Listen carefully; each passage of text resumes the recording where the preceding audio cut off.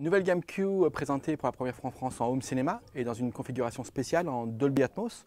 On vous présente aujourd'hui donc un système 7.2.4 totalement équipé donc sur la gamme KEF Q qui est notre nouveauté de cette année. Toute la gamme en fait tourne toujours autour de la même technologie UniQ déclinée en termes de taille suivant le format de l'enceinte.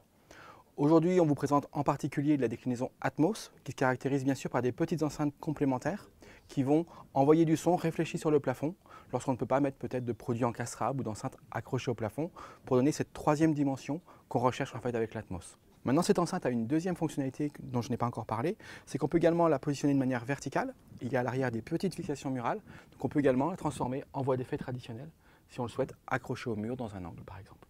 Le Dolby Atmos est une technologie assez récente et on essaie de la démocratiser en présentant des systèmes abordables. La gamme Q est en fait composée de produits qui vont de 450 à 1550 € la paire. Et en l'occurrence, aujourd'hui, les enceintes qu'on présente en Atmos valent 500 € la paire. Le système qu'on présente ici, en fait, je vous ai dit, est un 7.2.4, c'est-à-dire que vous allez avoir les 7 enceintes traditionnelles qui consistent en avoir une paire d'enceintes centrales, une paire d'enceintes principales, pardon, la Q950. Qui est complétée par une enceinte centrale, la Q650. En voie d'effet latéral, nous avons des Q750 et en voie d'effet arrière, nous avons les mêmes des Q750. On est ici dans une pièce de 50 mètres carrés, c'est clair que dans une pièce plus petite, on n'a peut-être pas besoin de mettre autant d'enceintes. Néanmoins, ce qui est intéressant, c'est de rajouter ces enceintes Atmos pour donner cette troisième dimension qui fonctionne un petit peu comme un Rubik's Cube.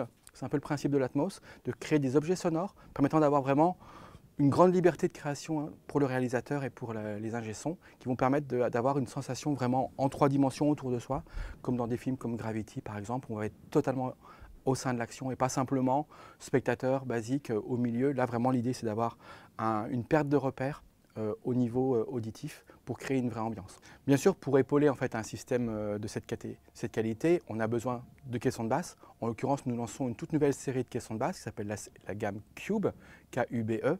Et nous lançons ici le produit d'intermédiaire qui s'appelle le Cube 10. Cette nouvelle gamme en fait se base sur ce qu'on a fait comme recherche sur la LS50 Wireless, en particulier par l'usage de DSP. Donc des systèmes qui vont par processeur contrôler en temps réel ce qu'on envoie sur le haut-parleur afin d'avoir une maîtrise totale du haut-parleur et aucune distorsion. La gamme se compose de 3 modèles, le Cube 8 donc, qui est basé sur un 20 cm comme 8 pouces, toujours avec 300 watts de puissance, le Cube 10 avec un 25 cm et 300 watts toujours, et enfin le Cube 12 qui est le caisson le plus important de la gamme avec un 12 pouces donc un 30 cm et toujours 300 watts. On va gagner à chaque fois en descente dans le grave, en tenue en puissance, en dynamique. Les caissons sont en train de sortir donc à la fin du mois d'octobre, ils seront disponibles sur le marché et pour simplifier le débat, on a le choix entre du noir ou du noir, comme ça les choses seront très claires. Le Cube 8 est à 550 € TTC pièce, son grand frère donc le Cube 10 à 650 et enfin le plus ambitieux, le Cube 12 est à 750 € pièce.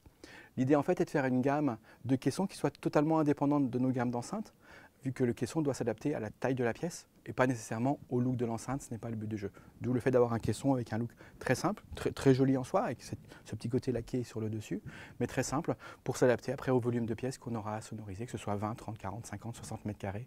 Petite particularité, c'est que les DSP servent pas simplement à maîtriser la puissance, mais également il y a des petits programmes enregistrés permettant, suivant la position du caisson, s'il est contre le mur, dans un angle ou plutôt de manière libre, d'avoir des équalisations différentes qui vont permettre vraiment d'adapter la réponse du caisson à la pièce, ce qui est essentiel sans avoir besoin de faire des paramétrages très compliqués dans l'ampli.